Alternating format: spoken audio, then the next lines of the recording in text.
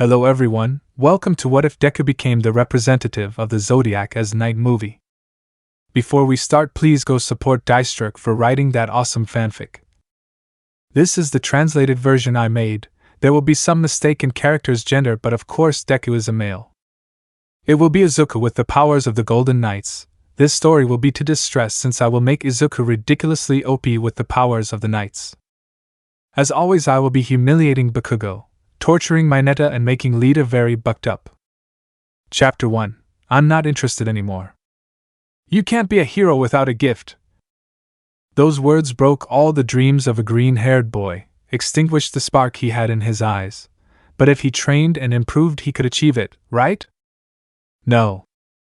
After the doctor informed him of his condition, he began to train to practice some arts, but he was always told the same thing: he wouldn't be a hero and so on. But a true hero would understand him, right? He would tell him that he could do it, he would support him. Should that happen?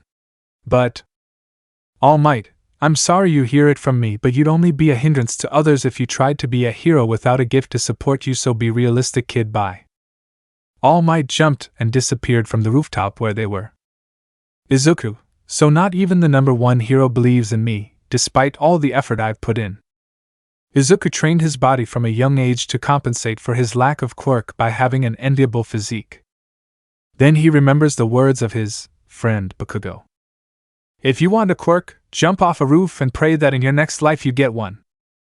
Izuku stands at the edge of the roof, one step away from the void, but Izuku, no, I won't give them the pleasure of doing what they expect, but now. Izuku thought he had always wanted to be like All Might, the hero of peace, the pillar of society, but seeing him alone destroyed his dreams. He told him that he would only be a hindrance. So would the other heroes tell him the same thing? Are those heroes? That made him decide. Izuku, I won't be a hero anymore. Izuku decided that he would no longer follow that path. Now he would only lead a normal life without heroes or villains. He would only help his mother and worry about him. With that thought, he went down the building and started to head home, but then an explosion caught his attention. Izuku, what the buck? He came closer to observe and witnessed how the sludge villain who had attacked him before was suffocating Bakugo, and heroes around him were trying to save him without results. Izuku was just a spectator. He just remained silent. He was not interested, rather he did not care. After all, Bakugo was just his bullying. That he was not alone was to stop worrying about why they give him explosions. But then a rabid heroine jumps and with a kick generates a current of air that disperses a part of the mud. Villain quickly grabbed Bakugo by the shoulder and threw him towards the other heroes, but landed near Izuku, but he only gave him an indifferent look. He left there, nothing happened. In the end it was the same as always for him, a hero, saving a victim, and stopping a villain. When he got home, Inko, hello son, how was your day? His mother spoke while serving him dinner. Izuku, normal mom, only I already decided what I will be in the future. Inko thought that he would tell her that he would be a hero as always. She did not agree that he should be because she knew how dangerous that job was, but she did not want to disappoint her son, so she always remained neutral towards his decision. Izuku, I just decided to live a normal and quiet life supporting you so that we can live well. Inko almost choked on the answer. Was it really Izuku? Was his son a hero fanatic? Inko, and what led you to that decision? He said, passing the food. Izuku, I realized that being a hero is not what I really want to be, and in my condition it will be very difficult for me. Inko was saddened since being a hero was Izuku's dream since he was little, and she could notice the sadness in his voice when he said those words. Inko, son, I can't say that I like the idea of you putting yourself in danger, but I don't like seeing you like this either. I just know that what you want will be your approval no matter what. Izuku, thanks mom. Inko, don't worry, how about for dinner we go out to the mall to eat? Izuku, sounds good to me. Time skip. Izuku and his mother were walking through the mall. Izuku, mom, wait a moment, I'm going to the bathroom. Inko, I'll wait for you at the restaurant while I order the katsudon. Izuku, okay. Izuku left quietly. One time I was leaving the bathroom. Boom. Izuku started running towards the direction of the explosion since the restaurant was in that direction. And when he arrived, he saw how the heroes had surrounded the restaurant, and inside it he saw a man with a mutation quirk holding his mother, threatening her with a shotgun, surrounded by robbers with more hostages. Izuku was scared and angry with himself. He wanted to help her, but what would a Quirkless do? He couldn't get involved. He didn't want anything to happen to his mother. But then he hears some voices. Do you want to save her? Izuku turned around thinking that someone was talking to him, but all the people around him were focused on the scene in front of him.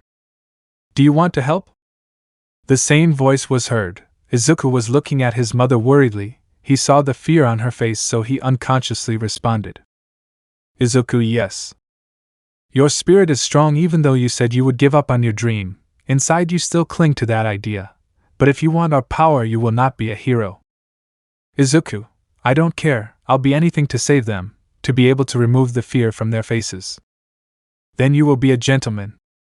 Izuku didn't know who he was talking to, but then everything went black and he woke up in a dark place where there was only a sign in front of him. Izuku didn't understand, but then a man with long purple hair appeared wearing armor that seemed to be made of pure gold. I introduce myself. I am Mu, the Knight of Athena and protector of the House of Ares. Izuku became defensive. Mu, I'm not here to fight, but to give you what you want. Izuku, why would you give me power, and what is that of a Knight of Athena? He said without removing his posture. Concern was evident on his face, not for himself but for how his mother was doing. Mu started walking while talking. Mu, a Knight of Athena, is the warrior who entrusts his life to the service of the goddess. We protect the peace of this world. Izuku, goddess? Are the gods on earth? Mu, you don't have to worry about that. The gods have stopped interfering with humans for centuries, so the knights in her service rest in beautiful lands in her territory on Olympus. Izuku was confused. Mu, anyway, let's not prolong this any longer. I asked you if you want to be able to. Izuku, without thinking much, said. Izuku, yes. Mu, tell me what you want to do with it. Izuku, I gave up on being a hero. I just want to protect the people I care about. I don't want to see fear in their eyes ever. I want the power to protect the people I care about the most. Mu pondered Izuku's answer and spoke. Mu, you know deep down that this is not what you want, but I know you will find your way. Just touch this. He pointed to the clock with the Zodiac symbols from which flames came out. Mu, you will not receive the power of impact since you are not prepared for it. You will only receive the knight's techniques. You decide whether to train them or not. Izuku approaches the clock and raises his hand, but before touching it he asks. Izuku, why do you give me this power? Mu just closes his eyes, meditating a little, and speaks. Mu, before leaving with the goddess Athena, we knights decided to leave our techniques so that people could defend themselves in case of a bad attack. But no one was considered worthy by the knights. That happened for many centuries. But to everyone's surprise, you are the only one who managed to meet all the conditions. Izuku just listened to his response to touch the clock. At that moment the flames shot out against Izuku, who began to hold his head, enduring the pain, and fell unconscious. Mu, it lasted longer than I thought. He said to start to leave, but then he stops. Mu, I guess this will be like a farewell gift. He said to disappear into yellow dust. Outside of his body that had remained standing at all times begins to react. Looking up, Izuku's green eyes looked deep and calm. Several heroes arrived and were negotiating with the attackers to release the hostages. At that point Izuku begins to walk towards the attackers, alerting the heroes. Mirko, brat, get out of there. A dragon heroine was also worrying about the boy. Ryuko, kid is dangerous. Just like other heroes and civilians who were yelling at him to get out of there. But Izuku kept moving forward. Two thieves who had no hostages approached. Thief 1, wow, it seems that the kid wants to become a hero. Thief 2, why don't we show you what we do with those who want to play the hero? Then Thief 1 starts generating wind blades and starts accumulating them. Thief 2 starts to generate fire but with little force, so he starts to accumulate it. Thief 1 half. Let this show you what you get for wanting to be heroes. They said to release the attack, which by accumulation was of medium power, but Izuku did not even slow down his pace.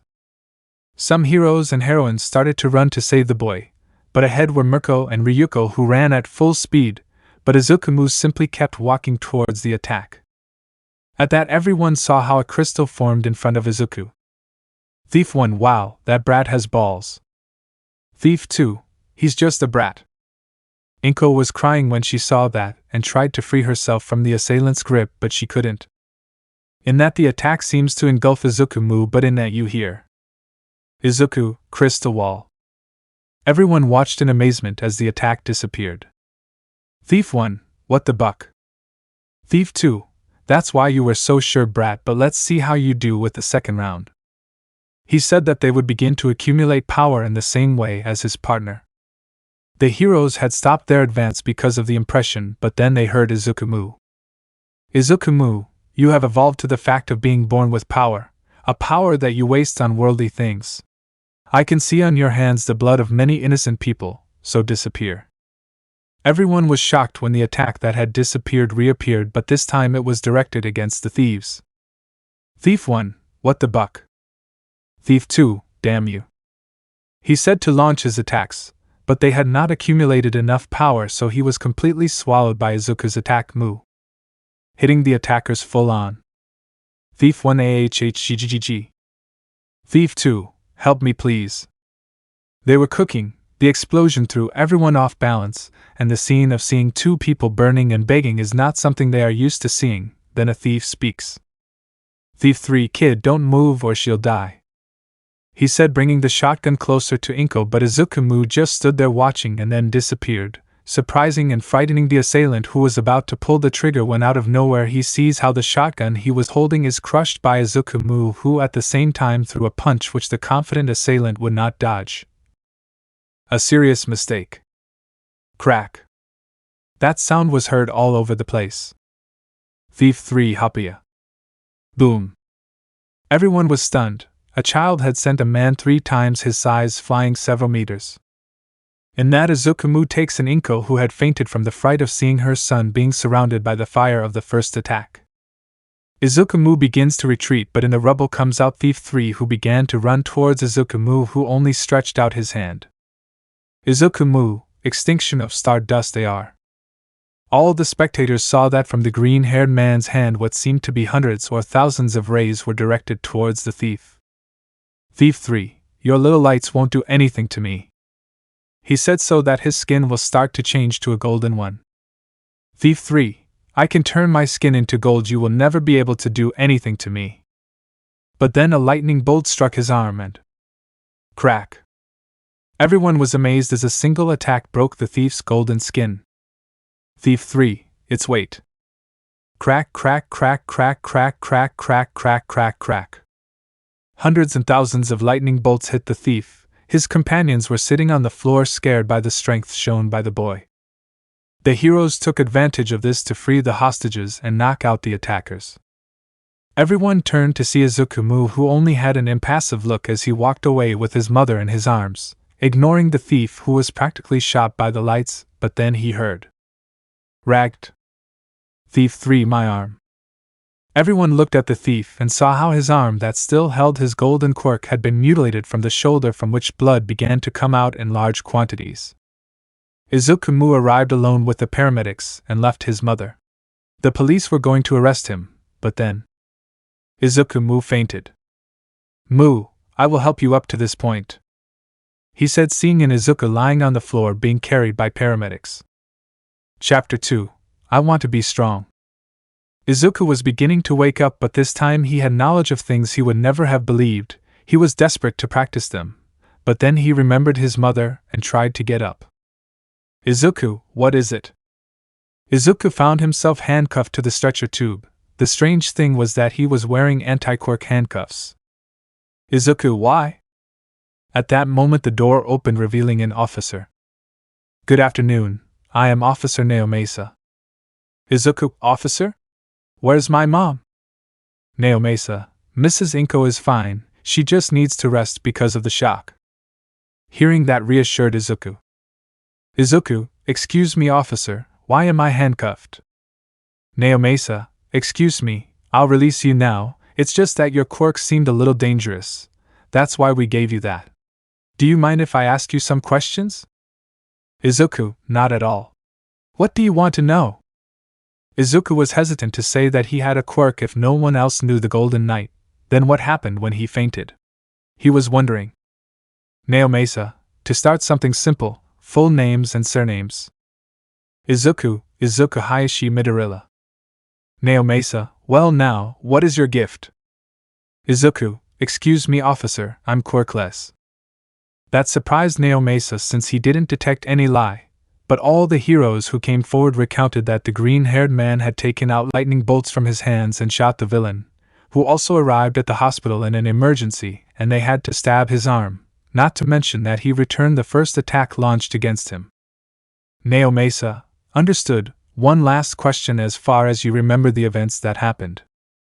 Izuku decided to tell what he remembered, but he wouldn't mention anything about Mu or the Knights. Izuku, I only remember being conscious for a few moments after arriving at the area.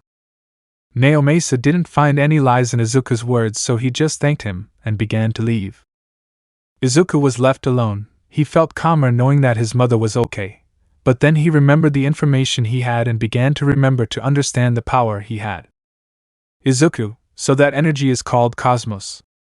Izuku began to concentrate on feeling it, and he succeeded. He could feel a power running through his entire body. He concentrated on that and managed to see a universe inside it.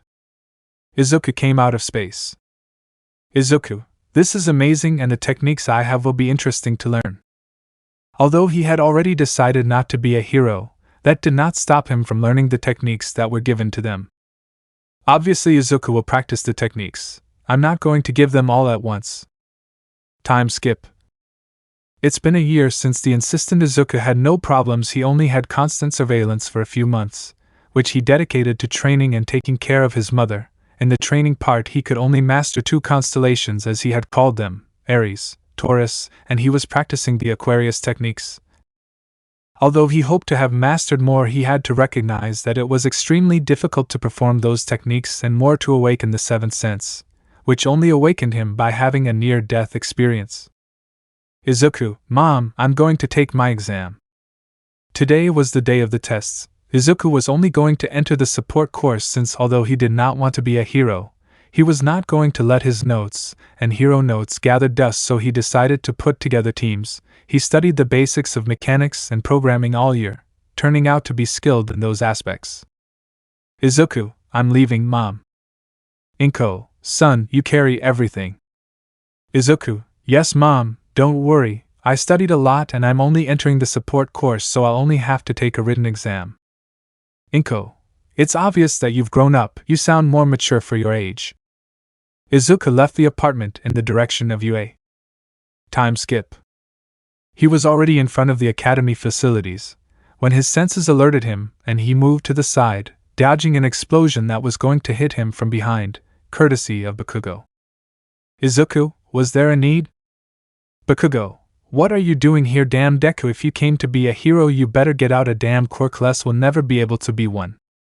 Izuku, I won't be a hero, I'll be in the support course and stop yelling because you're attracting attention. Izuku was no longer afraid of Bakugo. His training led him to grow taller, and when Bakugo wanted to bully him, he always retreated with his speed. He didn't want anyone to find out that he had a gift, so he kept it hidden. Bakugo, whatever it is, don't get in my way. With that said, he walked away on his way to take the exams. Izuku didn't give it much importance and headed towards taking the exam for the support course. He was absorbed in his thoughts, but then he collided with someone, causing the two to fall to the ground. Who was it? I'm going to leave him boneless.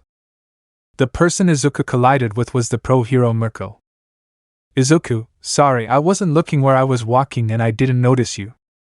Mirko thought that she had been called a dwarf. She had already received mockery due to her height, so she got upset, and with thoughts of putting Izuku in his place she threw a kick. Mirko, don't make fun of me. But the most surprising thing for Mirko was that Izuku dodged his kick easily. Izuku, I'm not making fun of you, please, I have to go quickly to take my exam. He said as he dodged Mirko's kicks. There was no one around him because everyone was already in the rooms to take their exam. Mirko, damn moonwheel. That technique was one of Mirko's fastest and most dangerous kicks. But for Izuku it was like seeing it in slow motion. Although it still doesn't reach the speed of light, it was able to easily overcome the sound barrier. So he just moved forward and tried to grab Mirko's foot, but speed is something that is a bit difficult for him to control, so he moved a little further than planned, and instead of grabbing Mirko's foot he ended up grabbing her thigh. Izuku, 0////0. Mirko still didn't realize it. He was just surprised that he stopped his kick. But then he felt something on his thigh and looked down. Mirko, 0////0. Mirko immediately broke free from Izuku's grip and, still blushing, spoke. Mirko, you said you were going to take the exam, right? What's your name? Izuku, still blushing and a little stuttering, spoke. Izuku, Izuku Midoriya. Mirko jumped quickly. Mirko, I'll wait to see your progress. This was clearly a confusion on Mirko's part, who believed that Izuku would apply for the hero course. Izuku, what just happened? Speaker, all applicants take your places. The exam will begin in 5 minutes. Izuku, I have to hurry. Chapter 3, Good Reflexes. Izuku was taking his exam. Even for him it was complicated, but he was able to solve the questions. In the end he didn't have much of a problem, and he was walking through the facilities. He had to wait until later to leave, then he heard. Speaker, applicants for the hero course, go to your respective blocks. The practice exam is about to begin. Izuku, there's nothing to do, let's take a look. Izuku was bored and looked for a place where they would show what was happening. While walking he came to a room with monitors. There were more people. Izuku identified some heroes, so he hid his presence as much as he could and was grateful to learn to hide thanks to Mu's techniques. Nizu was sitting watching the monitors with the other heroes. His instincts alerted him that there was someone else, and through a blacked-out screen he saw the reflection of a green-haired man. But he didn't feel that he represented any danger or threat, so he left him alone, and then he would talk to him. Blad King, there is a great harvest this year. Nizu, which one catches your attention? Midnight, I like the girl who lifts rubble. Cementos, the guy with the explosions caught my attention. Nizu noticed how the green-haired boy frowned, coming to the conclusion that he did not like the explosive boy. Aizawa, although he is very careless, he has already harmed many students and caused dangerous landslides. Mirko was there. He was going to teach at the UA in the aspect of physical preparation, not because he wanted to, but because he lost a bet with Nizu. Then, not finding the person he was looking for, he asked, Mirko, rat, there is no candidate who is green-haired. Nizu was surprised by the question. He thought she had noticed Izuku, but she didn't even look at where Izuku was, so he discarded the idea. He also looked at the hero applicants out of curiosity, and didn't find any green-haired people. The closest thing was an applicant with green skin and the appearance of a lizard, discarding him immediately. Nizu, no Mirko, there is no hero candidate with green hair. The heroes who were listening to the conversation began to wonder about the aforementioned. Nizu then went on to check the other areas, and the only green-haired man he found was in the area of applicants for the support course. He briefly looked at the reflection and confirmed his face with the one in the photo. Mirko was still wondering about the green-haired man but left it for later. Izuku was looking at the screens without noticing Nizu's gaze. I was looking at a blonde who seemed to control the elements around her. Everything seemed relatively simple and easy as several applicants were destroying the robots easily. Then Nizu speaks. Nizu, it seems that the applicants are doing well, please bring him. Power Loader approaches a large red button and leaves it next to Nizu's chair. Who, without stopping to look at the screen, smiles, giving a chill to everyone present, including Izuku. Nizu, let's give the applicants a little motivation. Pressing the button, everything began to shake and several robots were seen on the screen coming out of the floor, surprising Izuku since the robots were gigantic. Some were confident in destroying buildings while others chased applicants who escaped from them. Izuku, what they have for security they put in robots, or what? Izuku was looking at the screen, observing that a curly-haired girl was trapped by some rubble and two robots heading towards her, Everyone else was escaping. Izuku, I have to help her. He thought to disappear like a ghost, surprising Nizu. Mina's POV. Mina, damn, this isn't funny. I was able to melt the debris, but my ankle is twisted. Boom, boom, boom. And the worst thing is that giant robot is getting closer. Damn it, I would have stayed in bed. End of POV. At that point, the robot was about to step on her, and that's when you hear it. Dragon element. A dragon that seemed to be made of earth, fire, and air headed towards the robot. Boom. The impact caused the robot to explode but left the blonde very exhausted. Are you okay? The blonde asks, very exhausted. Mina, I have a twisted ankle. I don't think I can move well. I will take you to a safe place. Mina thanks him. Melissa shield a pleasure. Mine, Ashido, mine. Melissa carried Mina and they were about to leave, but suddenly. Boom. A building collapses and another big robot appears. Melissa, I don't have the energy for another blow like the last one. The girls were scared to the point of being crushed, and then a scream was heard. Big horn. Boom. A huge blue ray was launched against the robot, making it explode, raising a lot of dust and smoke. The robot was lying down and giving off sparks about to explode. Diamond dust. The temperature of the environment dropped considerably, and that dust, a gust of what looked like crystals, went in the direction of the robot, freezing it almost completely, and leaving the girls astonished. When the dust finished dissipating, Izuku had already retreated. The heroes were checking the cameras to find out who it was, although Nizu already imagined who it was. Time skip. Izuku was already leaving the UA calmly. Izuku, I hope I don't have to do that too often. I was calm, I just had to wait for the letter from the UA. Chapter 4, Entering the UA. Izuku was waiting for the letter from UA, sitting in his room drawing while listening to music, when his mother enters his room agitated. Inko, Izuku, the letter has arrived. Izuku left what he was doing and grabbed the letter. His mother was at his side, and in the letter a device appeared which began to produce a hologram, and which the hero Cementos was. Cementos, hello Midoriya. I am pleased to inform you that you have been accepted into the UA for general courses. Having said that, I say goodbye. His mother was static. Izuku looked at her. Izuku, mom? Boom. Izuku AA. After that, and after his mother recovered, they celebrated with a good pot of katsudon. Izuku finished doing some things and went to sleep. Time skip. Izuku was looking for his classroom. Izuku, 1H, where is it? Ah, here it is. I entered the room and only found some people with discouraged faces, some because they did not manage to enter the hero course and ended up there. Izuku just went to sit down. A few minutes later, the hero Cementos arrived. Cementos, good morning students, you should already know who I am, so I will ask you to please introduce yourselves. So each one stood up and introduced themselves, saying their names and quirks. When it was Izuku's turn, he just stood up and said, Izuku, my name is Izuku Highschool Midoriya. Student 1, what is your gift?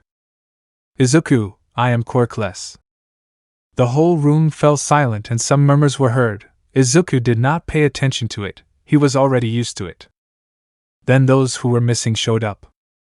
Cementos, okay, then now that we've introduced ourselves, we'll go to the entrance ceremony. Izuku and the others began to follow Cementos to a large room where they could see the other first-year classes divided by signs. They then reached the sign that said Room 1H. After that, a few minutes passed and the director had already arrived. Almost all the classes were there except for Class 1A and Classroom 1B. Student, Cementos Sensei, why are classes A and B not here? Cementos, each class has a tutor and each tutor decides how to conduct the class. I decided that you would come, but if I wanted, I would have you in the classroom teaching classes. At that, the students understood what he was referring to. At that, Nizu began to speak. Izuku listened to what the director was saying. The only thing that surprised him was that Mirko was going to be a fitness instructor. Also, another surprise was that another top heroine, Ryuko, would be teaching them the history class. The reason Ryuko is there is because the area she guards and where her agency is located has a very low crime rate. The reason? Many criminals were afraid of the heroine because her quirks sometimes caused fractures in criminals, and a rumor has spread among villains that Ryuko has eaten a criminal she caught in her dragon form. So since she didn't have many cases, she decided to start teaching at UA. Already finishing the ceremony, and Izuku along with the others returned to the classroom. Then Cementos speaks. Cementos, okay guys, now you will have to do physical tests, but it won't be with me but with.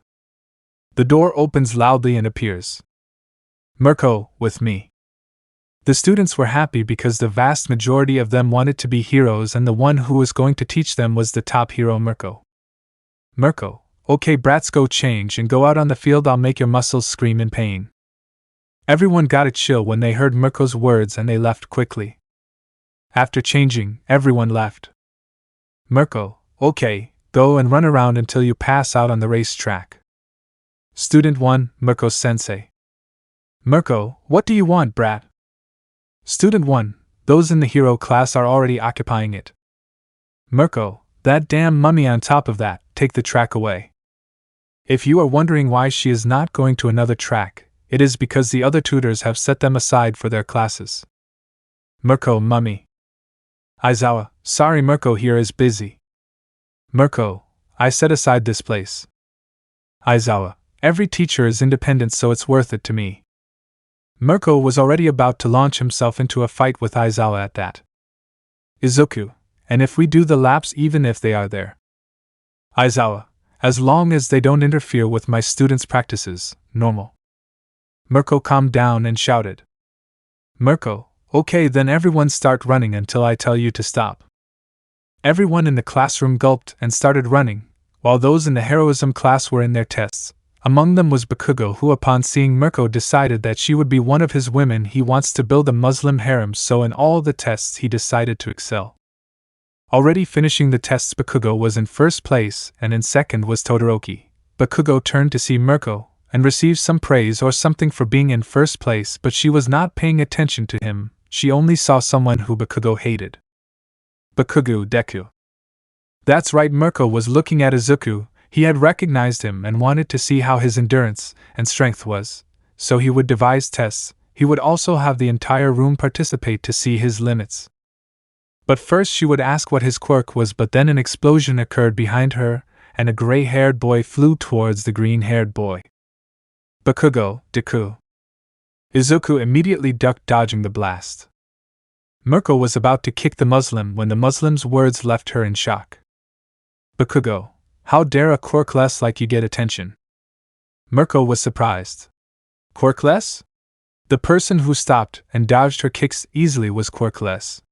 Many others would feel furious, but Mirko felt amused, and now she saw Izuku as someone interesting, but before she saw how the Muslim wanted to throw another explosion at her, so she jumped.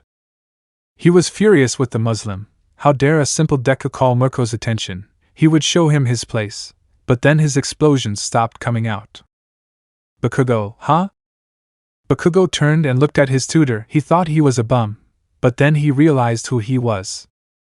Bakugo, Eraserhead. But then he receives a kick that sends him flying, crashing into a wall and becoming unconscious. With Izuku he was calm because he could still dodge the explosions easily. He just said, Izuku, thank you Mirko-sensei. Mirko only saw the green-haired boy, and then the bell rang. Aizawa, well, someone to carry the student and take him to recovery. Everyone was already about to leave. Izuku was already walking into the locker room, but then his instinct warned him. What for? The heroine Mirko couldn't believe it. She had him running around doing endurance exercises, but he didn't seem tired or even sweaty. Did the Muslim say he was Quirkless? No, she didn't know that it would be extremely difficult for a normal person to stop one of his kicks.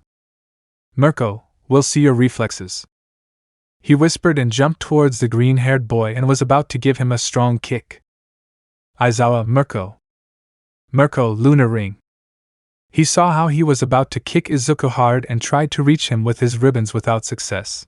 At that scream everyone turned around and saw how Mirko was about to kick him, but in that Izuku fainted, surprising everyone. In that Mirko was left with his leg raised, and the reason was because Izuku was standing on his foot. Izuku, can you know the reason? Mirko, you do have a quirk. Izuku, no, and now please, I don't want to continue with this nonsense," he said, jumping off Mirko's leg and heading to the locker room.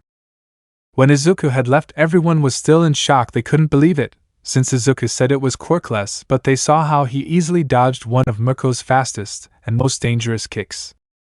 "Aizawa, Mirko, did you know he had a quirk?" "Mirko, no, I just suspected it," he said without stopping to look where Izuku went. "Aizawa, you know I can report you to Niza for attacking a student." "Mirko, will you do it?"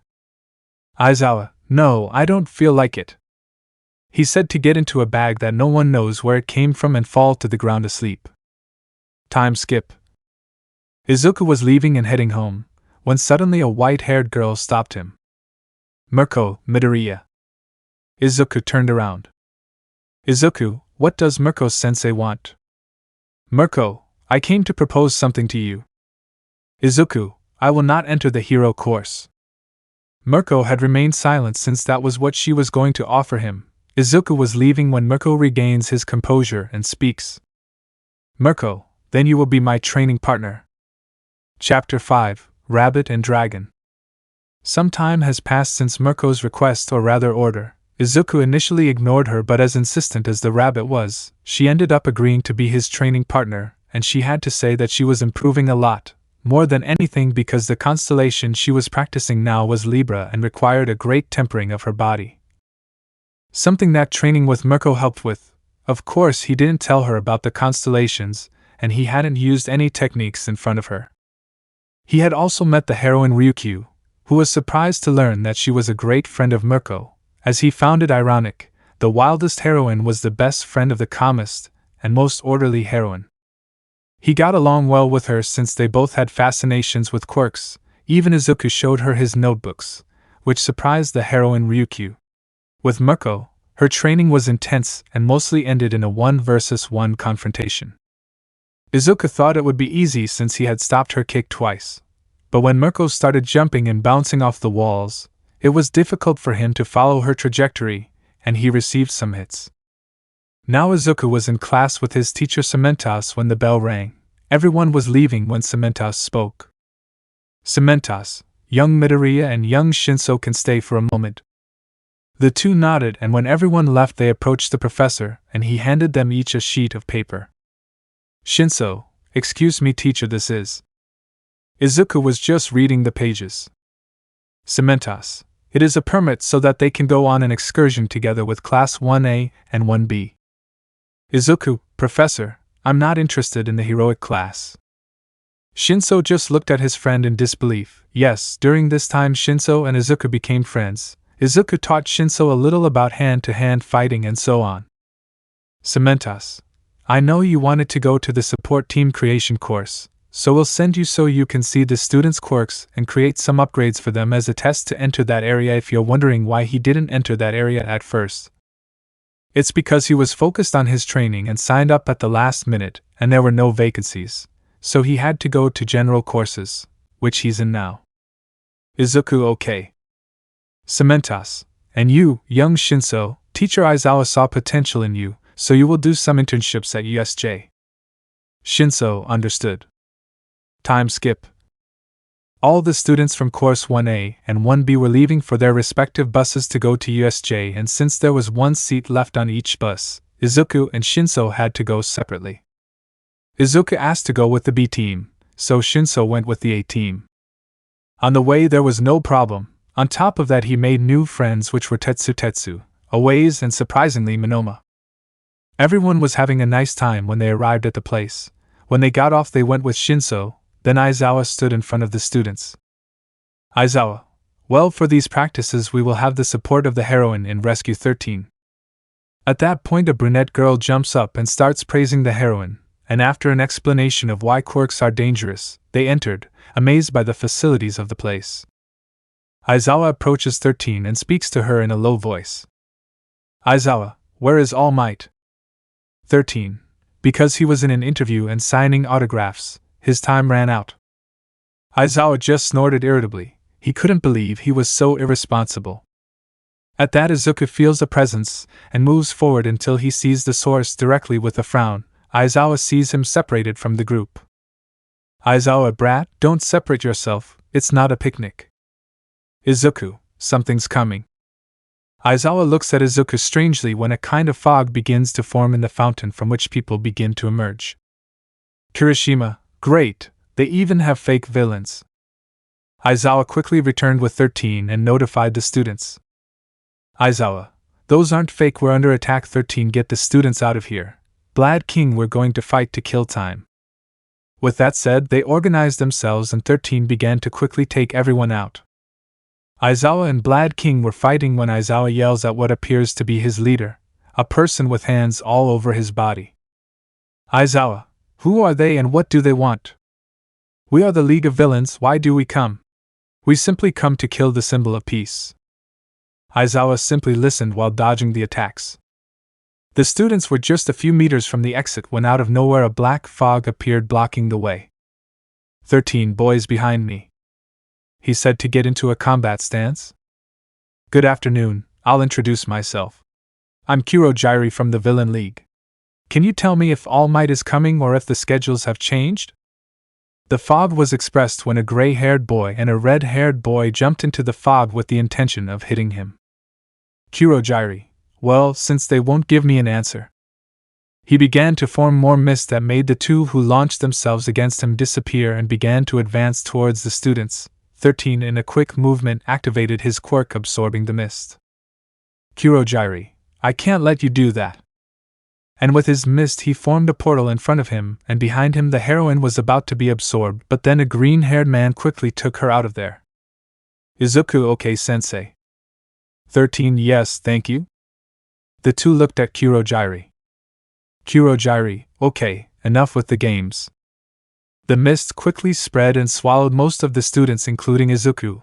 Only a few stayed there including the heroine who approached Lida and the other students. 13. Young people, the alarms do not seem to work, so someone will have to go ask for help. Uraraka, then I think Lida-kun would be perfect since he has a speed quirk.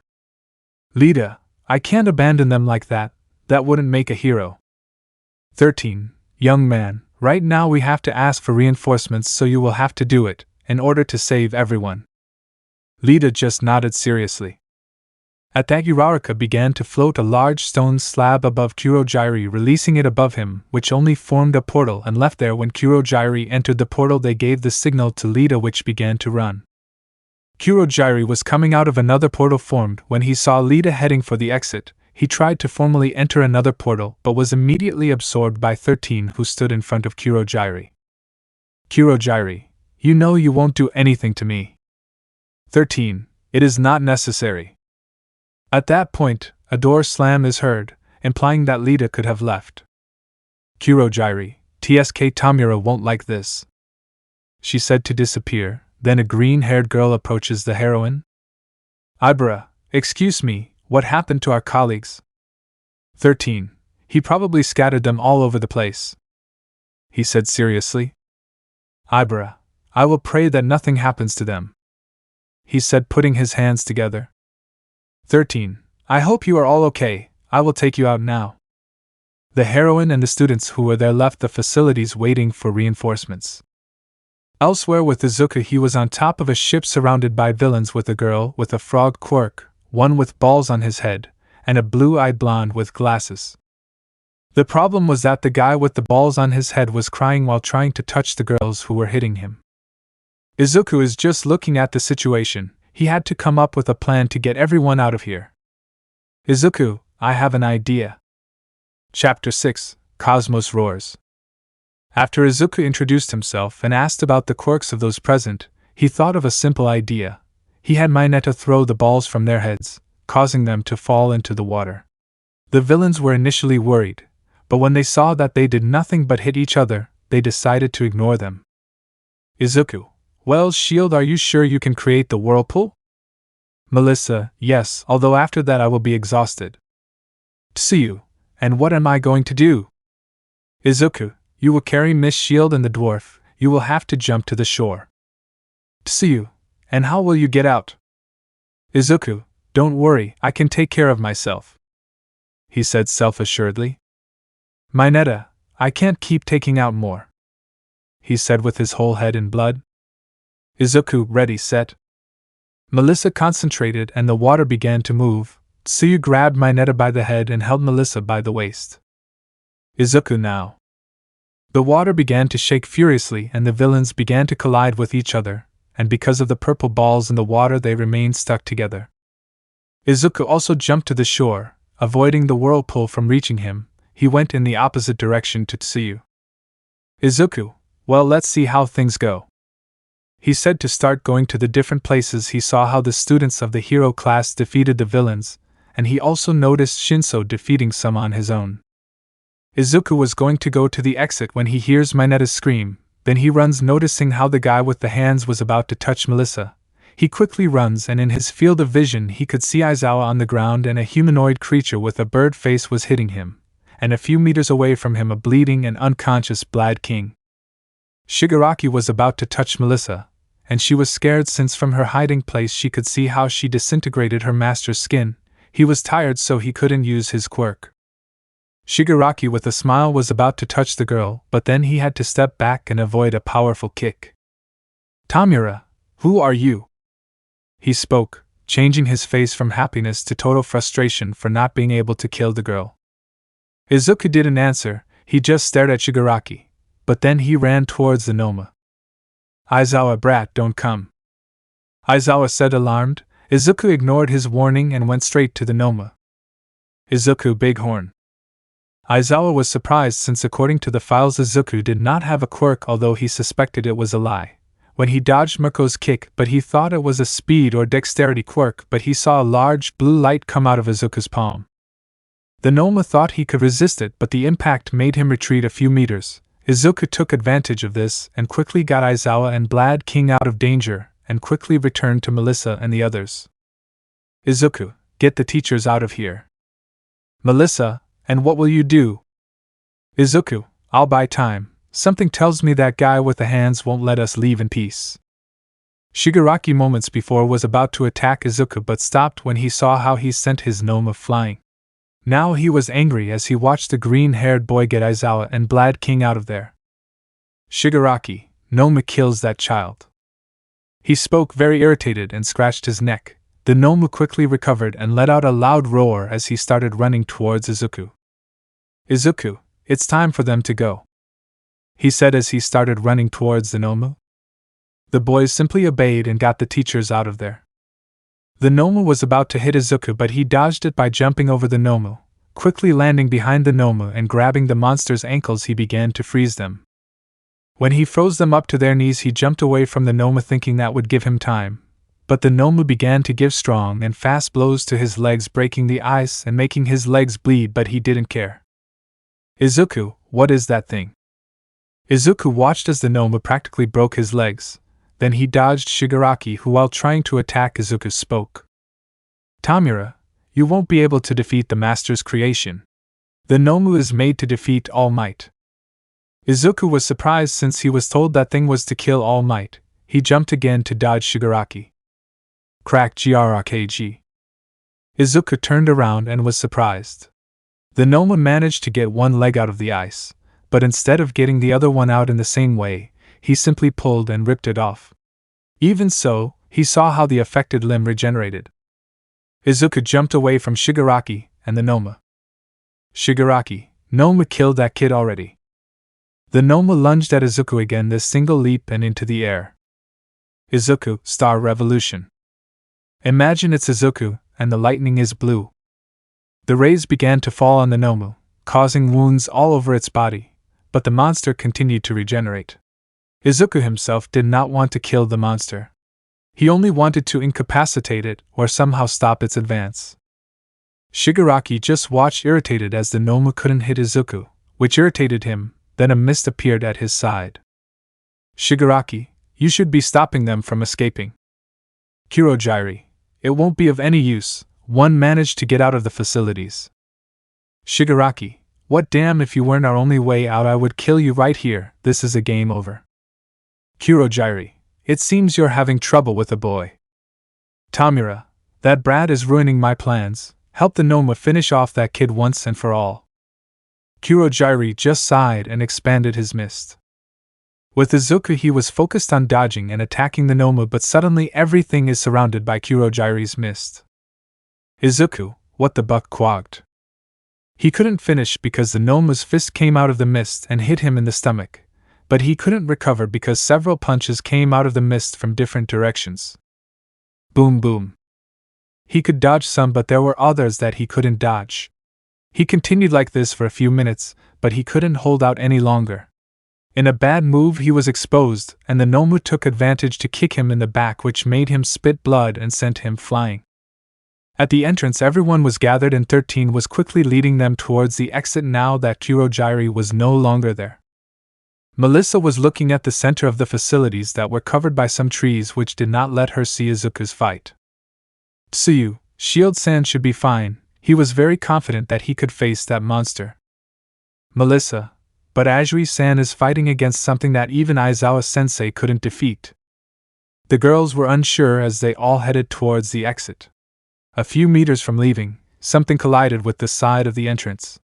Everyone was alarmed and got into a combat stance, but when they looked closely they noticed a battered Izuku nailed to the wall. Shinso, Midoriya?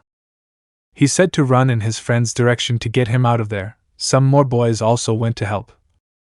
Momo quickly created some bandages and wrapped them around his torso, but Izuku stopped them. Izuku, here we have to get out of here. Tsuyu, that thing did this to you? I asked, knowing that he was left facing the Noma. Izuku just nodded as he stood up. Izuku, he must be coming. Tsuyu, Melissa and Mineta got goosebumps when they saw the monster. Mineta, we have to escape. I scream almost in tears. Bakugo, shut up shorty, if he couldn't kill a useless Quirkless he must be weak, I could kill him easily, he said haughtily.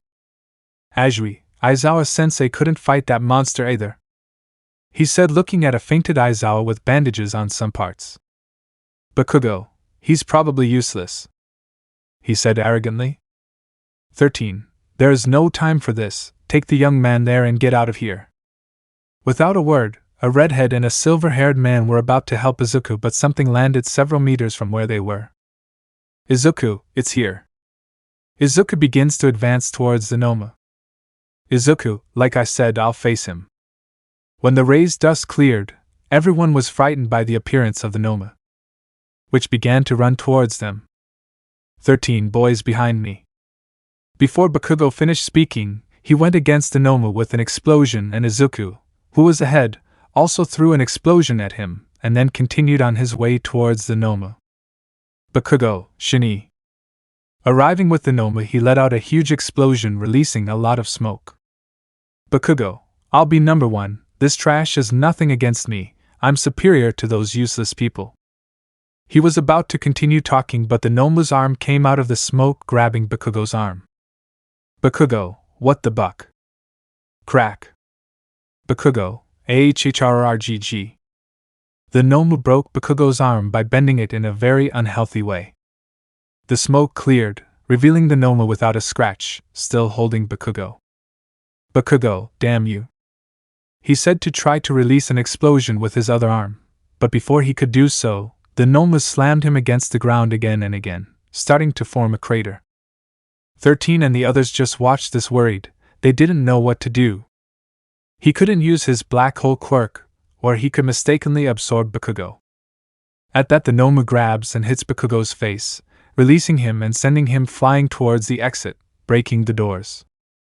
Izuku, get out quickly, he said, alarmed, but then the Noma advances quickly, and when Izuku turns around he was about to receive another blow, but a redhead and a silver-haired man got in the way, and with their respective quirks they hardened their bodies, receiving the impact, sending the duo flying and rolling on the floor when they fell. Izuku, damn it. Izuku, Bighorn. The Noma received the impact, sending him back a few meters. When he stopped next to him, the mist came out from which Shigaraki appeared, who, seeing Izuku's state, sketched a big, twisted smile. Tamura, well, it seems you still have some left. Nomu, finish off this idiot once and for all and kill his companions quickly, the heroes should be arriving soon. Izuku, damn you, I'll stop you. At that Izuku realized, stop? At what point did he change his mind, Now he was acting like a hero. No, he didn't change that mind, he wouldn't be a hero. Izuku, you're right, I'm an idiot, he said, lowering his gaze. Izuku, I act like a hero when I'm not, so I'll correct my words.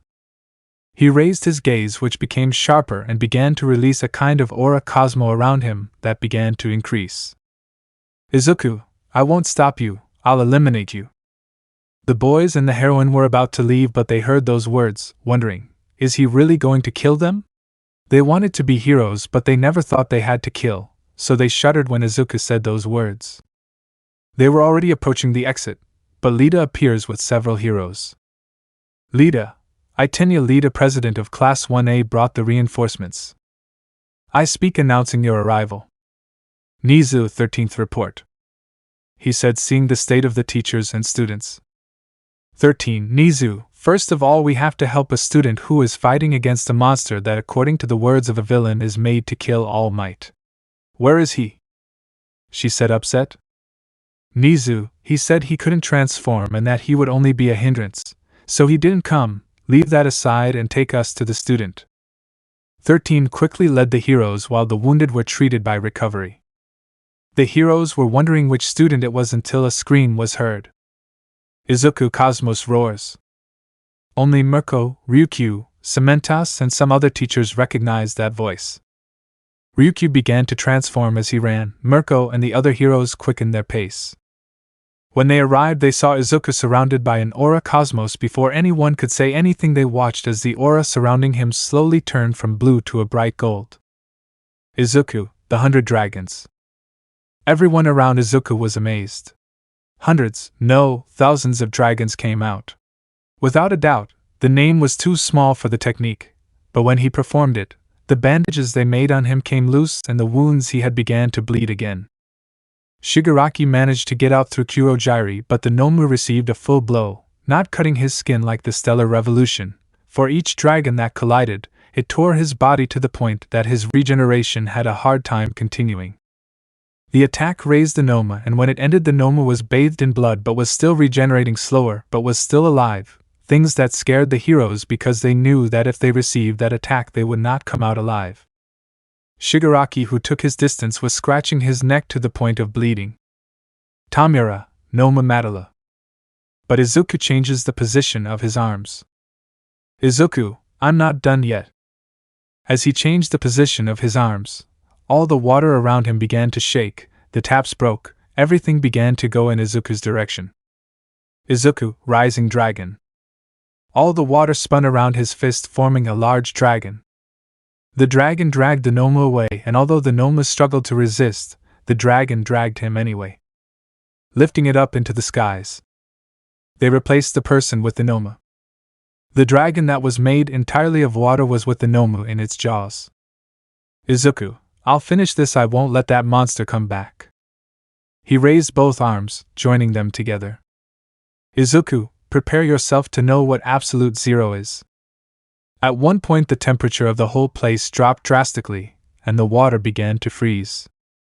Izuku, Aurora's execution. The entire dragon that was made of water was completely frozen from one moment to the next, and the Nomu that was in its jaws was impaled by the ice stakes that formed in the fangs, going through its entire body, piercing its head, heart, and other organs. Now the Nomu did not move and did not exert force from the mouth of the ice dragon. The monster's blood ran, giving it a beautiful and terrifying appearance that shocked those present except one. Shigaraki, no, you cheated, you ruined it, he said furiously, scratching his neck, drawing even more blood from there. Kurogyri stopped looking at the dragon and spoke. Kurogyri, Tamura, it's time to go. Tamura, damn, next time I'll kill you. He spoke very angry and escaped into the fog along with the villains who could still move, leaving the fainted to their fate. The heroes regained their composure and went to lock up the remaining villains. Nizu, Mirko, and Ryukyu approached Izuku, but when they were a few steps away, Izuku fell on his back. Ryukyu covered his mouth. Mirko froze. Nizu, who was always calm, screamed for help. Izuku was completely bloodied, his wounds would not stop bleeding and his body was frozen, his body temperature was very low. But with all this, Izuku only sketched a big smile, falling into unconsciousness. Chapter 7: Getting the Hang of Things. We find ourselves in a hospital where in one of its rooms we can find a green-haired boy resting. It had been 2 weeks since he was the assistant USJ, but he just woke up 3 days ago. The doctors told him that it was a miracle that he was alive. Izuku thanked them for the attention, then his mother came in, and after he cried for a long time, she scolded her son. Now he was in his last days in the hospital, since with the help of recovery and the doctors he could return to class in the next few days. He was calm since yesterday he was visited by the heroines Ryuko and Rumi. He clearly got nervous about being with the heroines. It should be noted that Izuku is nervous, not as much as in the anime, but he is nervous. They came to see how Izuku was doing, and they talked for a while until Rumi asked him about his power, as it also bothered her that Izuku had never used them in their fights, believing that he underestimated her. Izuku only gave a vague explanation and excused himself, saying that the power was very dangerous, and that if he had used it at least it would have left him some large wounds. Mirko just looked away. She was angry, but she remembered how she left the Noma and understood that her techniques were very dangerous. After that they did not touch the subject anymore. Although Ryuki wanted to ask about the 100 Dragons technique, she had to leave it for another time. After a while of talking, the heroines had to retire to do their jobs. 2 days later, Izuku was getting ready to leave and return home. His mother brought him clothes for that. They were ready when the door opened and a mouse came in. The breed of the animal is not known exactly, but it was the director of the UA Academy who entered with Detective Tsukachi. Inko, who had left, returned to find the guests in front of her son. Inko, excuse me. Nizu and the detective turned to look at Mrs. Midoriya. Inko, good morning, may I know who you are? Nizu, good morning, I am Director Nizu and the man next to me is Detective Tsukachi. We have come to ask young Izuku some questions. Izuku, am I in trouble? He said, worrying his mother. Nizu, what? No, you're not in trouble. I just wanted to clear up some doubts in private if possible. Izuku understood, but he knew that his mother was not going to leave even if he asked her to. After all, she had almost lost her only son and was very worried about Izuku. Izuku, excuse me if it's something important. I think my mom has the right to know. Nizu was not bothered and sat down on a chair in the room. The detective just stood next to him with a notebook. Nizu, well, young Midoriya, I come to ask about your Quirkless, since in your records you are listed as Quirkless. Izuku, I think I woke up my Quirk late. There are similar cases. Nizu, I know. Well, could you tell us what it consists of? Izuku, I don't fully understand it, and I need to train it to master it, but I think it allows me to manipulate some kind of energy. And so the questions continued. Izuku only gave vague and unclear answers, but at no time could it be said that they were lies. Nizu, those are the questions, young man, and before I leave I will ask you, would you be interested in entering the hero course? I speak in animal.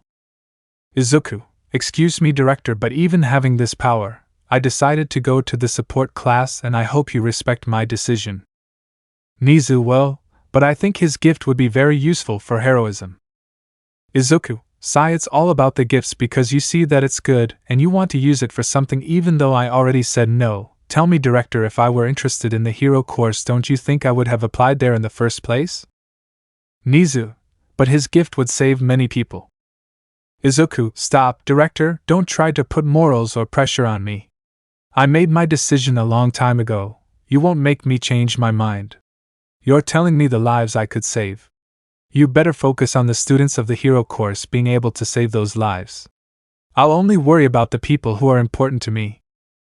Nizu, he realizes that it is a selfish decision. Izuku, aren't humans selfish by nature? Nizu, I understand, there is no way I would consider it.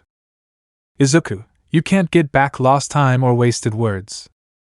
Neither Nizu nor the detective managed to understand the meaning of Izuku's words. Izuku, now I think it's time for me to go. By the way, thanks for paying the medical bills, director. He said, making a small bow as a sign of respect. Nizu, you are a student of my academy and you got hurt protecting my students. It is the least I can do. After that there were no more words. Izuku left with his mother, leaving Nizu and the detective in the room. Nizu, he would be a great hero. Tsukachi, too bad, but I think I know why he doesn't want to be a hero. I'm sure he suffered when he was little. Nizu, bullying. Tsukachi, director? Nizu, he awakened his quirk late. Both you and I are aware of how they treat the quirkless, and even if we wanted to do something to avoid it, a wild generation cannot be controlled. Surely his attitude and stance towards the heroes of now derives from some problem or trauma on the part of his abusers. Tsukachi, I'm surprised. Nizu. Nizu, I didn't earn the title of the smartest for nothing. Tsukachi, well, to finish, I can only tell you that your answers, although they were vague in information, were not lies. Nizu, okay, thanks for your time. Time skip. Izuku was heading towards his classroom and had already fully recovered when he stands in front of the door and opens it. His companions only greeted him. They asked him how he was more out of courtesy than anything else. The only thing they knew was that the USJ had been attacked, but Nizu gave the order not to say anything about Izuku's gifts, so for the others Izuku was just a quirkless, he didn't care. After a few minutes I enter Cementos. Cementos, good morning class. First of all, I just came to make 2 announcements. The first one, Shinso. Shinso, hi. Cementos, if you can show potential at the sports festival that will be held in the next few weeks, you will be given a place in the Heroes course. Shinso just gave a small smile at that while the others just murmured with envy of his opportunity. Cementos, and Midoriya, you were given the opportunity to go to the support course. You will only have to take a short written exam and a practical one. Izuku, practical? Cementos, it will be building something for the improvement of some hero. It will be your freedom. That's all the announcements. Now take out your books. After that the class continued without further problems. After that there were no more problems. Time skip. Classes had already ended a while ago. Izuku had just finished the written exam. He had to say that it was more difficult than the entrance exam. Izuku, something tells me Nizu had something to do with that exam. He was walking to the workshop where he would meet Professor Power Loader for the practical exam. When I got in front of the door I heard, "Everybody down." Izuku sensed danger and crouched down. Boom. The door flew out and a girl fell on top of Izuku. He just opened his eyes to see Izuku, boobiu breasts. Izuku was getting nervous. Suddenly Power Loader comes out. "Power Loader, there are no dead," he said, looking around for any wounded. "There were no casualties, Professor." The pink-haired girl spoke as she stood up quickly. Izuku was still thinking about the girl's breasts. "Power Loader, May, I told you to be careful." "May, I was careful. The machine was the one that wanted to explode." "Power Loader, I don't know why I argue with you."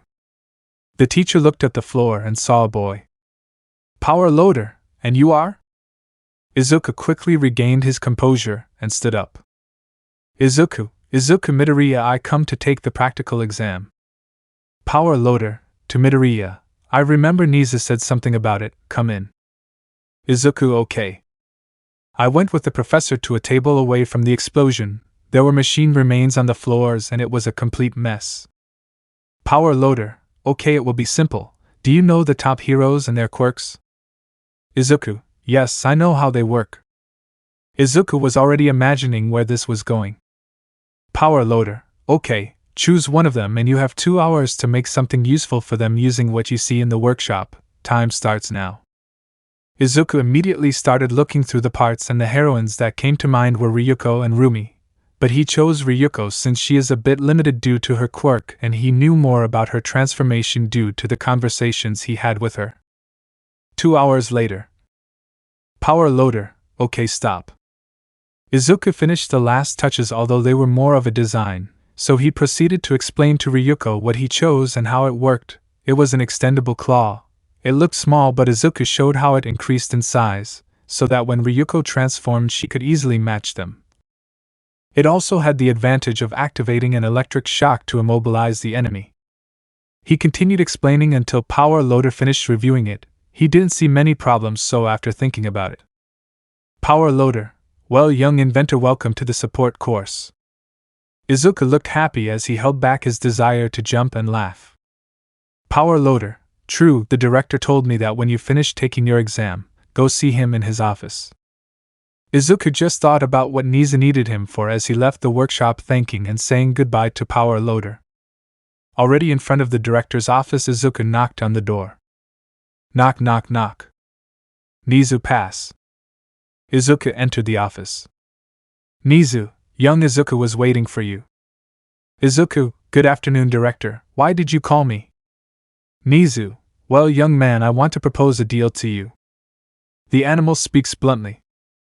Izuku, he knows I'm not going to transfer to the hero course.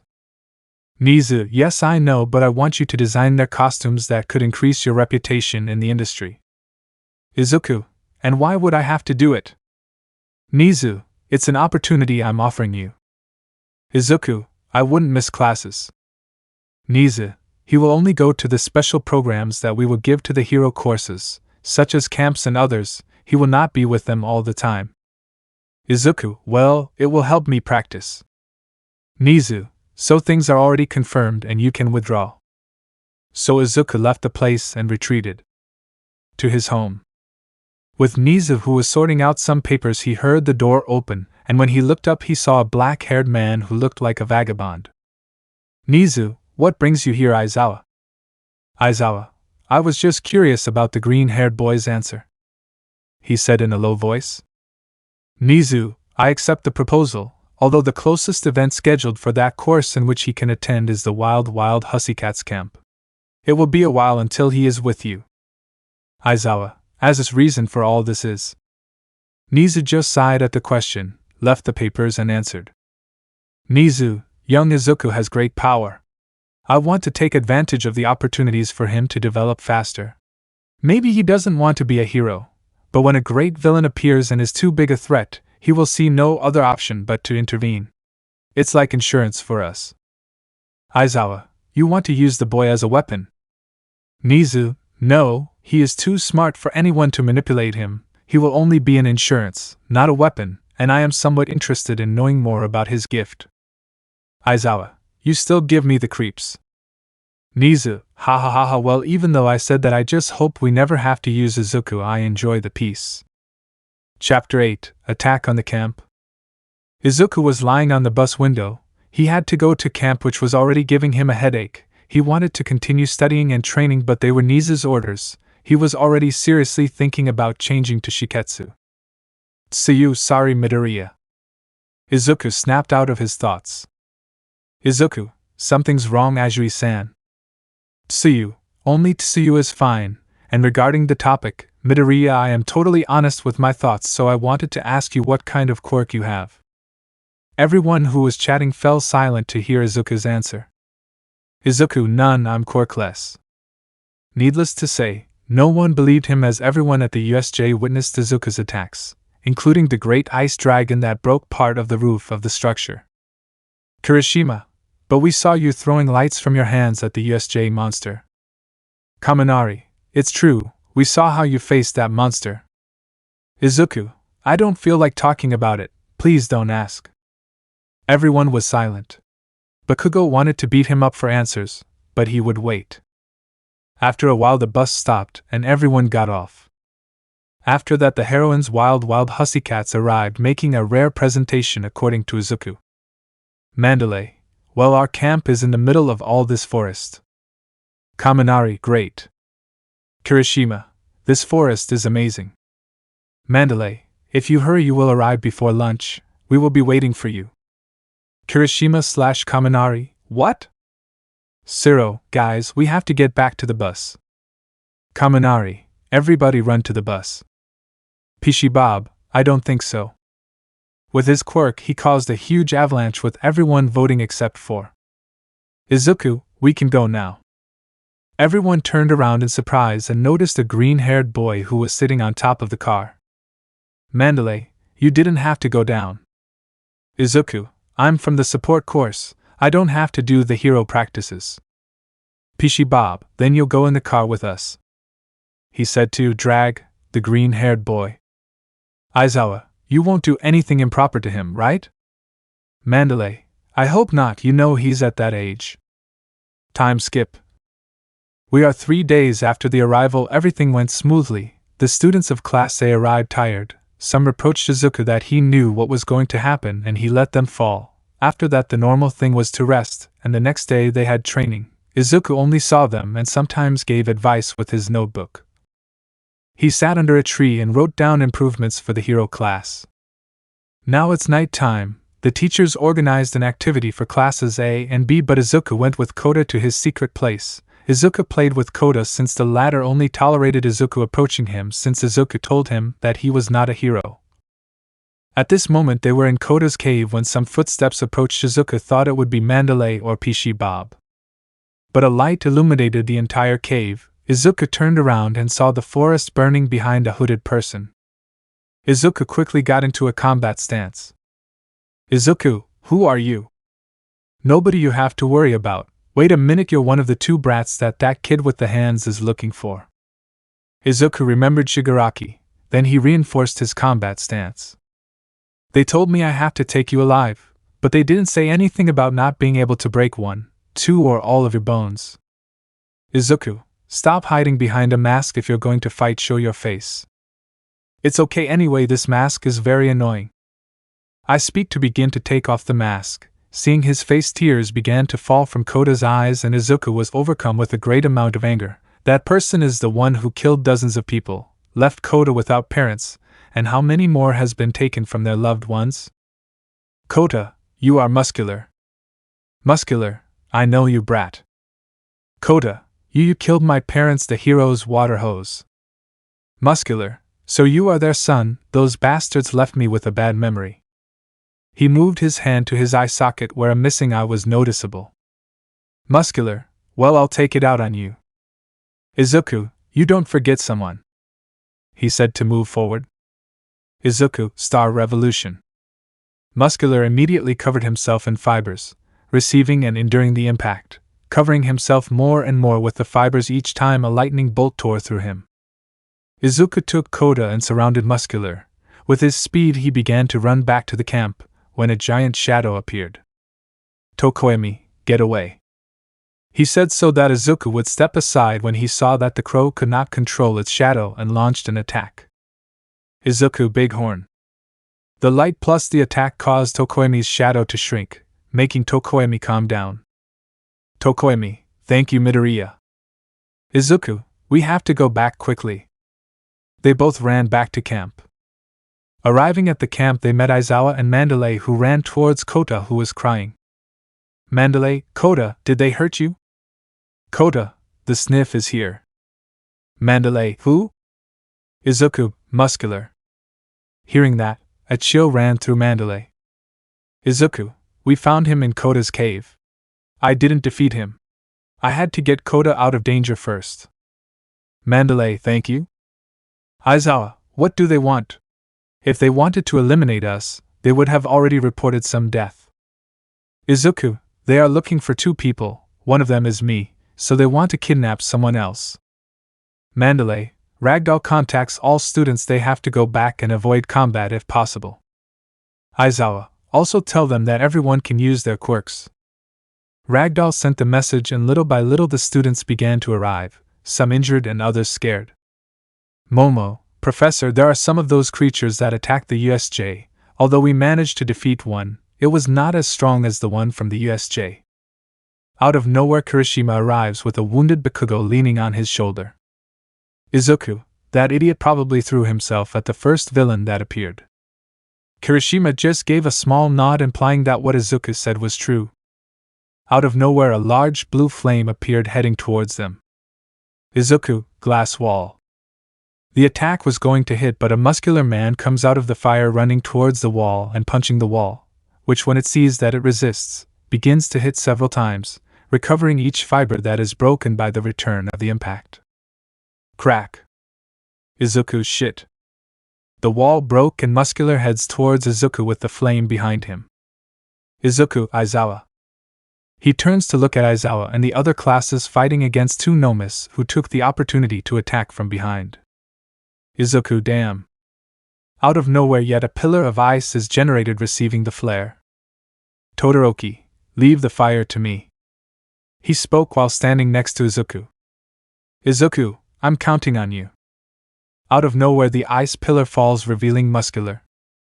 Muscular, brat, he said, preparing a punch. Izuku, Bighorn. The attack was directed against Muscular, but he moved away from the attack, arriving close to Izuku. Muscular, get this.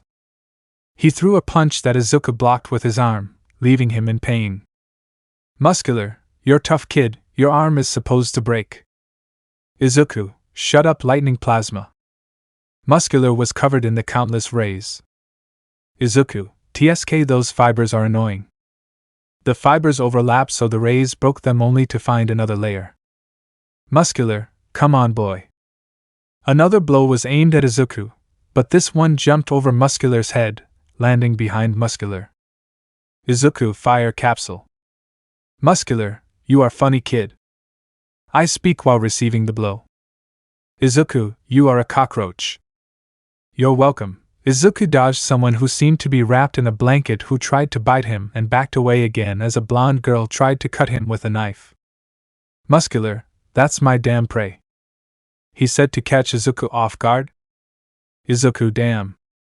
He tried to jump, but Muscular managed to grab him by the foot. Muscular, I got you. He said this and began to beat him against the floor without the possibility of having an attack. Todoroki saw this and tried to throw an ice pillar to help Izuku, but where are you looking? A burst of blue fire headed. Todoroki, I can't help Midoriya. He thought to see his opponent. He couldn't distract you. That guy's fire blasts were very powerful. Come on, you're not going to show me what you can do. Perfect creation. Another flare was launched. Elsewhere, it seems that the child is having a bad time. A blue-haired man said to a white-haired man. We can't intervene. It didn't help enough. Nah, I'll go for a while, otherwise I think he'll die before he's strong. You will disobey an order from the Patriarch. It wouldn't be the first. Wait. The blue-haired boy disappeared in a light. The Patriarch won't like this. Back with Izuku. He was being whipped. He felt like he was losing consciousness, and suddenly everything went black. He felt like he was submerged in water. Suddenly he felt a hand grab him, and he opened his eyes. Everything was blurry, and he could make out a blue-haired boy. Don't you think it's too soon to die? I managed to hear before passing out. Muscular, to see what Izuku was fainting, lifted him in the air and with a blow sent him against the students who had just defeated the two Nomas and were very tired. Although the Nomas were not like those of the USJ, have a great base strength which made it difficult for Aizawa to face, and Pishi Bob could not bury him since one could cause tremors which would be more efficient if he buried them, so he was creating rock beasts, but even so they were easily destroyed. The others helped as they could, but they ended up very tired, and seeing Izuku they got more scared. Kota, who did not want Izuku to die. Everyone stood in front of Izuku trying to defend them. Muscular, I have to take the two kids, the others don't matter, so I can kill them all, he said, bumping his fists. Muscular, prepare to experience hell on earth. Everyone was scared. Aizawa prepared his bandages, but a laugh took them all out of it. Izuku? Ha ha ha ha ha, I really can't believe you're talking about hell. Muscular, it seems that you still have energy. Izuku? Seriously, you're going to make me feel hell, he said with an ironic tone. So you, Midoriya? Izuku stood up and started walking towards Muscular. Izuku? I have a better idea why I don't take you to hell, trash. Chapter 09, The Grudge of the Dead. Everyone was bewildered by Izuku's change in words, but a laugh is heard. Muscular, ha ha ha ha, take me to hell. It seems that the blow I gave you screwed up your head. Izuku? Don't worry about it, but why don't we start with the show? Dabi, Muscular, let's just finish this and take the dynamite with legs. Muscular, shut up, brat, I'll kill him once and for all. Muscular began to approach Izuku, and the latter only had a smile. Muscular, okay boy, I don't have all the time to listen to your screams, now I'll kill you once and for all. Aizawa was about to erase the muscle quirk when he saw Midoriya raise his hand, extending a finger. Then a white energy gathers on your finger and forms waves. Aizawa, Midoriya, what are you going to Izuku? I wish to see your expression when you see the same hell waves. Immediately he lowered his finger pointing to muscle releasing the slings. Muscular, enough games, your rays won't do anything to me. Izuku? TSK I can't control it well. Prepare your eyes because those who are dragged will not like what they see. All, huh? Out of nowhere some began to fall, more specifically the heroes Aizawa, Mandalay, Tiger and the students Momo, Kirishima, Monoma, Aways, Siro and the villains Solo were muscular, Moonfish and Anoma. Dabi was able to get away avoiding the waves. Izuku? Okay, I'll let you play with the remaining ones. I'll be back in a while, brats. After saying those words Izuku disappeared in a flash. Dabi, TSK shit but he took some at least.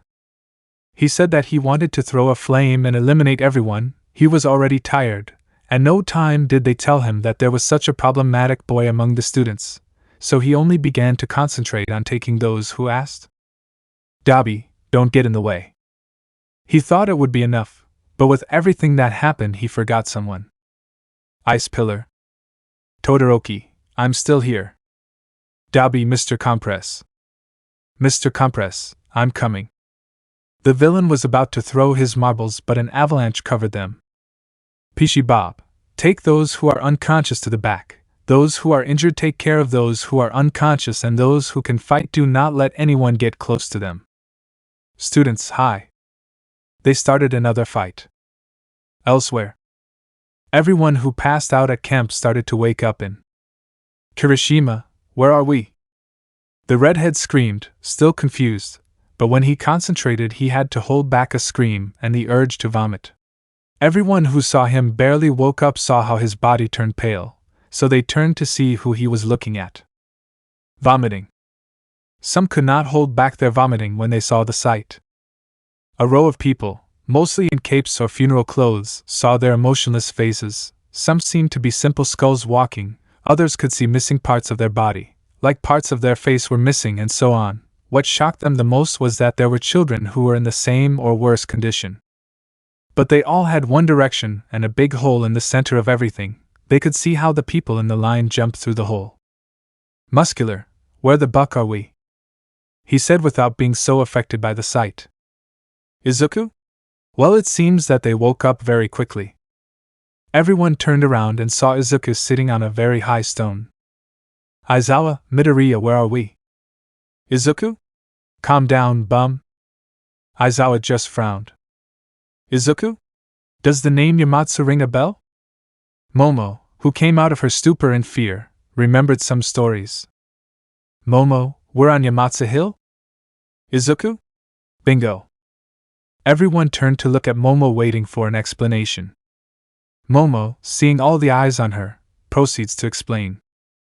Momo, Yamatsu Hill is supposed to be a legend, so to speak. It is the border between the world of the dead and the world of the living. Izuku? And you know what happens to those who fall there, right? I speak, pointing to the big hole in the center.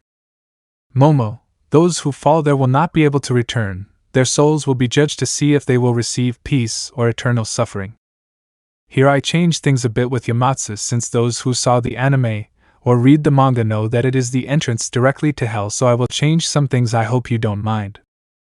Izuku? Anyway, well, it would be better to finish the job quickly, he said, standing on the rock. Muscular, come down then, damn it. Muscular was sitting on the floor as his body was getting heavier and he seemed to be short of breath. Muscular, come and stop being a coward, he said as he hit the floor, starting to release fibers. Izuku?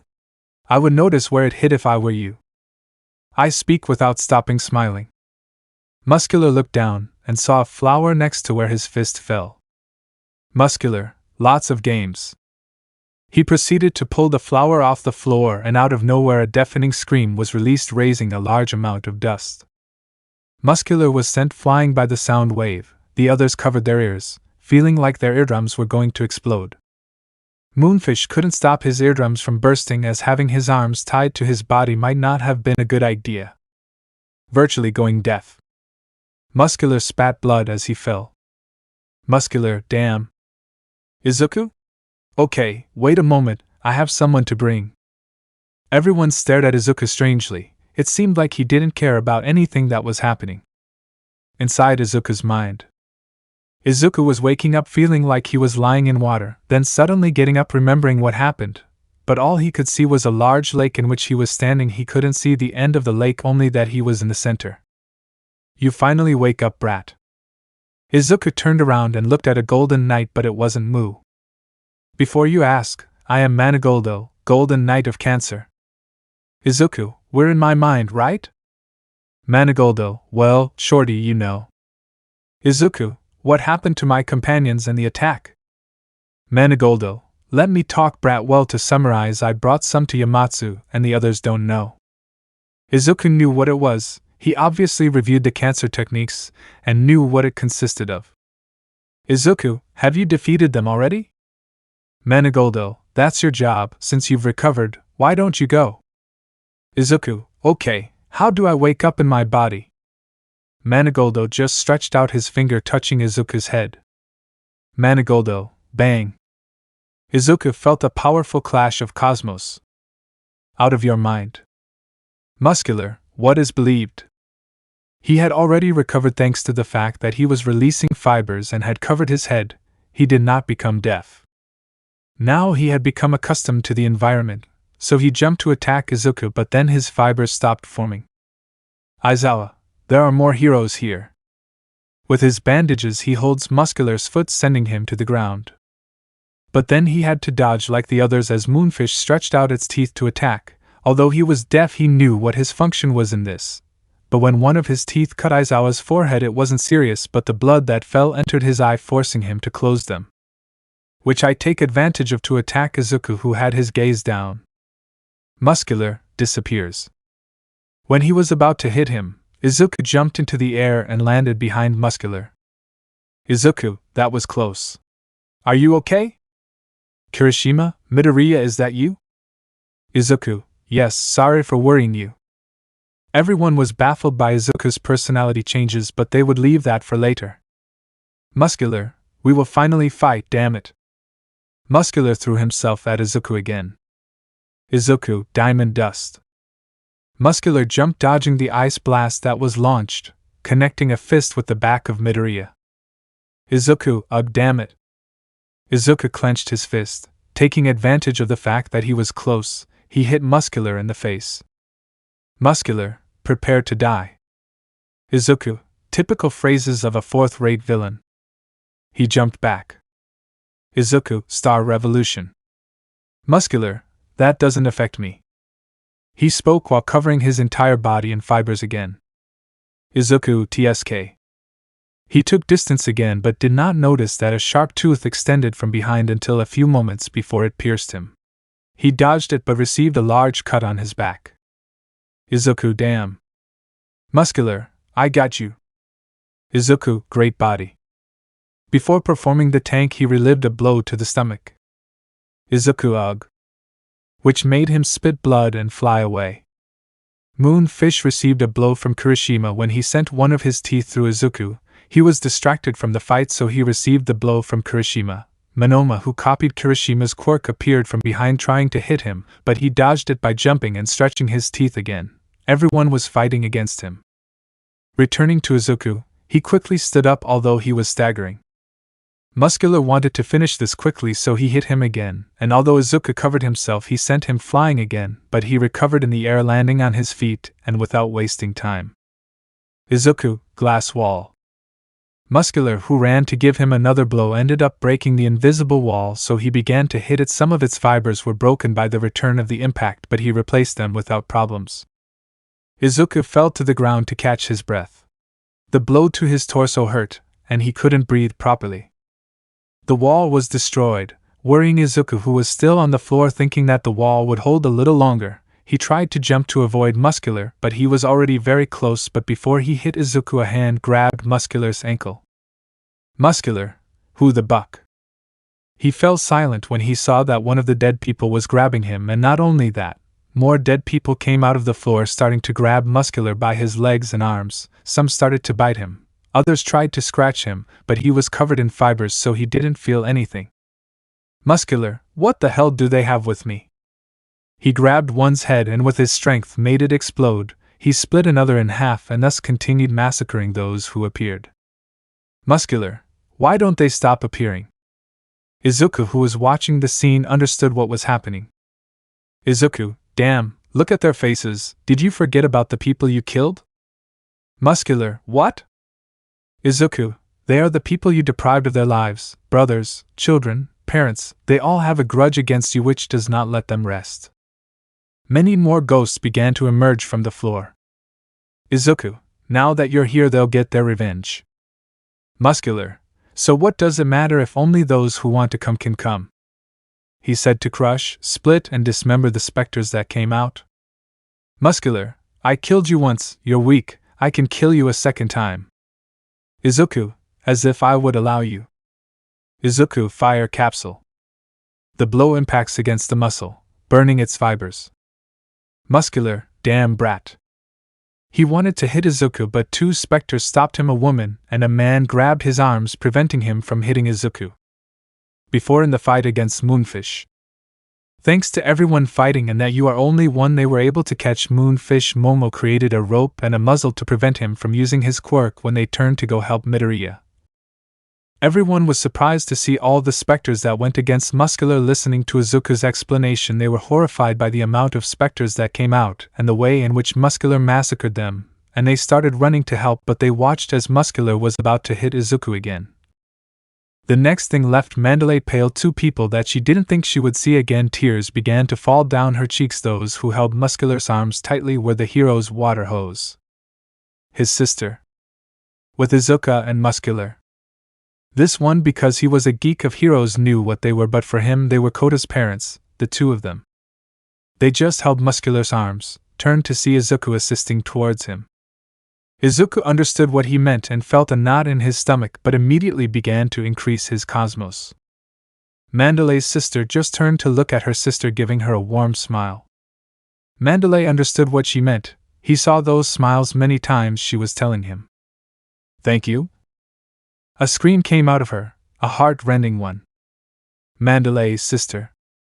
Immediately the scream was drowned out by another. Izuku Bighorn. A gigantic beam shot out towards Muscular.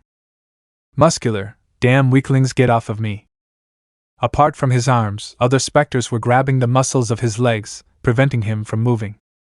Suddenly Izuku's attack collided with Muscular, who tried to stay in place, but due to the magnitude of the attack, he flew out. What he didn't realize was that he was going in the direction of the large hole in the center, so he began to panic, trying to grab onto whatever he could. When he fell, he managed to grab onto the edge of the cliff. Looking down, all he saw was darkness. He thought he could try to climb, but the specters that were still holding onto his body prevented him from doing so, trying to make him fall. Muscular was desperate. The cliff was beginning to break. Suddenly he saw how the post they were holding on to broke. He felt like he was falling into the void. He didn't want to die.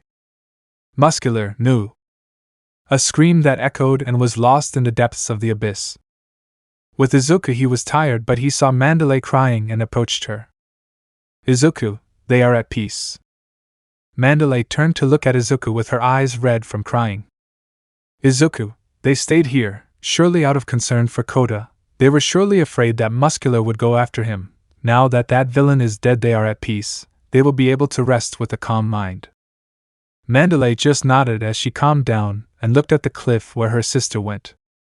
Mandalay, don't worry sister, I'll take care of him. I won't let anything happen to Kota, I promise.